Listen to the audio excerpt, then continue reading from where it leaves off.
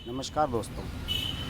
देखिए, राजस्थान की राजनीति में जब शुरुआत हुई थी वर्तमान उठापटक की, तो उस समय हाइलाइटेड थे सचिन पायलट। वो नायक बने हुए थे, सारा कुछ उन्हीं के इर्द गिर्द घूम रहा था। इसके बाद जब अगला एपिसोड हुआ, उसके बाद सारी जो सरगर्मियां थी वो राजभवन के इर्द गिर्द यानी कि राज्यपाल के इर्द गिर्द घूम कर रह गई। अब राज्यपाल भी मान गए हैं और 14 अगस्त को सेशन बुला लिया गया है विधानसभा का। तो सारी सरगर्मियां अब सिमट रही हैं मायावती की तरफ। बसपा प्रमुख मायावती ने इसमें खेल में, इस सारे नाटक में एक अलग ही किरदार प्ले किया है। मायावती ने एक अलग ही सोच दिखाई है और उन्होंने अशोक गहलोत की सांस में सांस अटका दी है। मायावती ने ये कहा है कि जो उनके 6 विधायक हैं जिन्हें इलीगल रूप से मिलाया गया है कांग्रेस पार्टी में, उनकी सदस्यता को लेकर वो हाई कोर्ट चली गई हैं।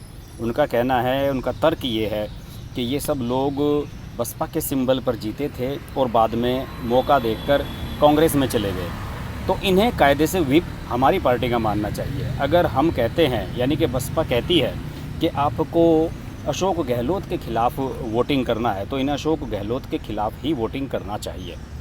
और इस बात को लेकर वो हाई कोर्ट चली गई हैं। अब इस बात से अशोक गहलोत बहुत परेशान हैं, क्योंकि अगर 6 विधायकों को लेकर मामला अटकता है और कोर्ट में कोई भी मामला जाता है तो आसानी से नहीं सोल्व हो पाता। और अगर कोर्ट ने ये मामला 14 अगस्त से पहले नहीं निपटाया और फैसला अशोक गहलोत के पक्ष में नहीं आया, तो आप समझ लीजिए कि उनकी हालत ख़राब है। 6 विधायकों को अगर वोट डालने से बाहर कर दिया गया कि आप वोट नहीं डालेंगे आप, तो भी अशोक गहलोत गए। तो ये सारी स्थिति बहुत ही चिंताजनक है।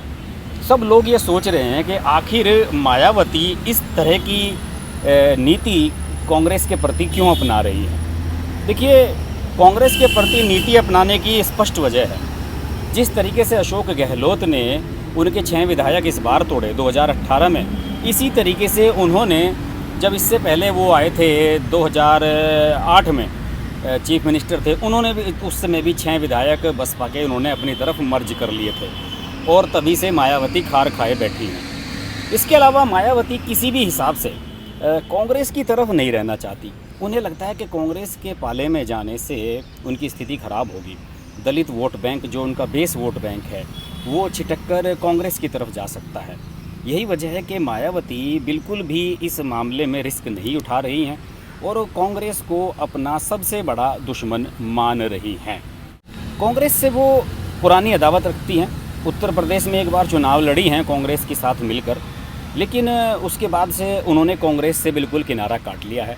उन्हें लगा था कि कांग्रेस के साथ वो लड़ेंगी तो फिर दलित वोटरों को ये लग सकता है कि भाई कांग्रेस में और मायावती में फ़र्क ही क्या रहा, अगर वोट देनी ही है तो क्यों ना मायावती की बजाय कांग्रेस को ही दे दी जाए। और मायावती ये नहीं चाहती। मायावती की हमेशा से इच्छा रही है कि दलित और मुस्लिम वोटों का एक ऐसा बैंक बने जो मायावती बार बार समय समय पर उसे कैश कराती रहें, और इसके लिए वो लगातार प्रयास करती रहती हैं। अब देखिए, स्थिति ये बन रही है फ़िलहाल कि सबको ये नज़र आ रहा है कि मायावती बीजेपी के साथ हो गई है और प्रियंका गांधी लगातार ये कहती रही हैं कि वो बीजेपी की अघोषित प्रवक्ता बन चुकी हैं, और ये चीज़ दर्शाती है कि वो मायावती से कितनी खार खाए बैठी हैं। प्रियंका को चिंता उनकी इस बात को लेकर भी है कि उत्तर प्रदेश में आने वाले विधानसभा चुनावों में बसपा भी एक बड़ी पार्टी के रूप में सामने होगी और सबसे ज़्यादा नुकसान इसका कांग्रेस को ही होता आया है। और वो ये दिखाना चाहती हैं प्रियंका गांधी के दलितों वलितों की नेता नहीं है मायावती, और जिधर पलड़ा भारी देखती है उधर चली जाती हैं और बीजेपी के साथ वो मिली हुई हैं। कुछ लोगों का ये मानना है कि बीजेपी के साथ मिलने की मायावती के पास एक ठोस वजह है और बीजेपी हाईकमान की तरफ से उन्हें कोई आश्वासन मिला है। और कुछ लोग ये कह रहे हैं कि मायावती को राज्यसभा से भी भेजा जा सकता है।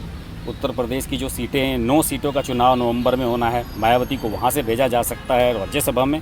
और इसके अलावा ये भी चर्चा है कि उन्हें उपराष्ट्रपति बनाया जा सकता है वेंकैया नायडू के बाद। ये एक बहुत बड़ी खबर है जो राजनीतिक गलियारों में चल रही है।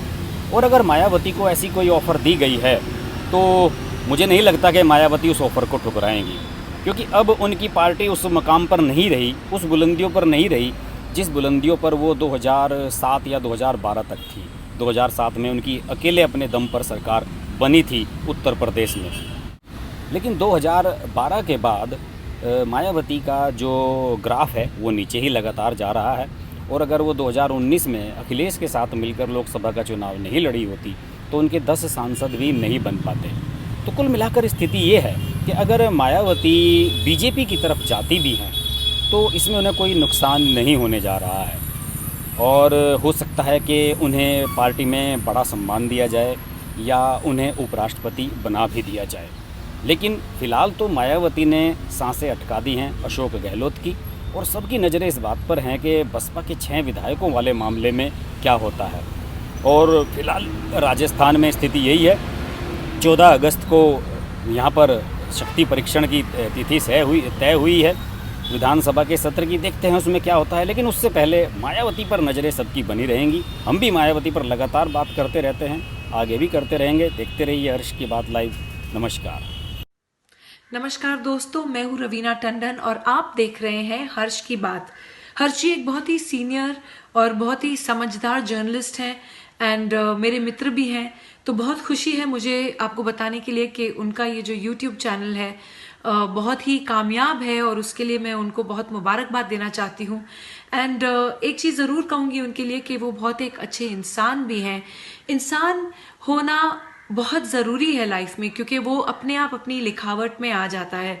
तो बहुत ही कम ऐसे हमारे होनहार जर्नलिस्ट रह गए हैं हमारी इंडस्ट्री में जो सोचकर और समझदारी के साथ, रिस्पॉन्सिबिलिटी और जिम्मेदारी के साथ आर्टिकल्स लिखते हैं। सो कॉन्ग्रेचुलेशंस हर्ष जी, एंड आप लोग ज़रूर देखिए, लाइक कीजिए हर्ष की बात।